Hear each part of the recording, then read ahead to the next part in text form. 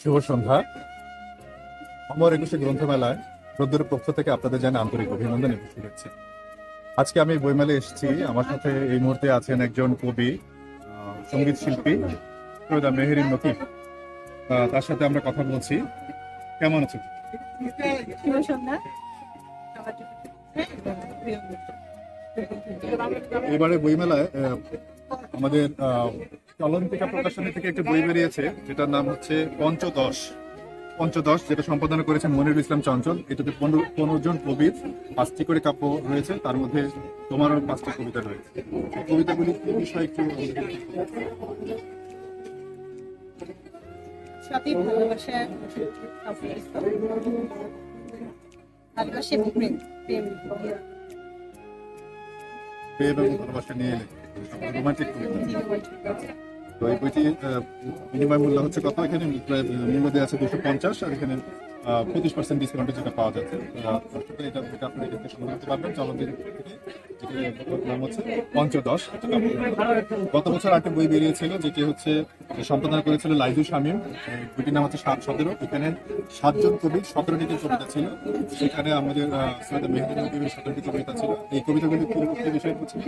সব কিছু মিলানো ছিল, প্রকৃতি, প্রেম, সৃষ্টিকর্তা, সবকিছু নিয়ে আমরা যতটুকু জানি, তুমি কবিতা লেখো, লেখার পাশাপাশি তুমি গান করো, তারপর তুমি আবৃত্তি করো। কোনটা তোমার সবচেয়ে বেশি ভালো লাগে? কোন মাধ্যমটা সবচেয়ে বেশি ভালো লাগে? আমি আসলে ছোটবেলা থেকেই গান করি। গানটাই আমার সবচেয়ে প্রথম ভালোবাসা, সেটা গান। আর 2-3 বছর ধরে আমি আবৃত্তির সাথে জড়িত, আবৃত্তি করছি সবার ভালোবাসায়, যেহেতু সবাই পছন্দ করেছে তাই। আর লেখালেখি করি শখের বশে। শখের বসে লিখলেও লেখাগুলি আসলে খুবই হৃদয়স্পর্শী এবং খুবই ভালো। যারা রোমান্টিক কবিতা পছন্দ করেন তাদের কাছে অনেক ভালো লাগবে। বিশেষ করে এগুলি অনেকগুলি কবিতায় আবৃত্তি উপযোগী, এবং আবৃত্তি করলে তাদের কাছে ভালো লাগবে। এবং পাঠক যারা দর্শক বা শ্রোতা যারা তার কবিতাগুলি শুনবেন, তাদের কাছে খুবই ভালো লাগবে। তো অনেক ধন্যবাদ। আজকের এই বইমেলায় তোমাকে পেয়েছি।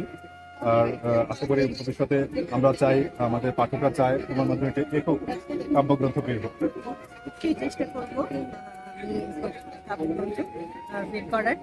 তো চলন্তিকা থেকেই এবার বের হয়েছে 602 এবং 603 নম্বর স্টলে দুটো বই পাওয়া যাবে।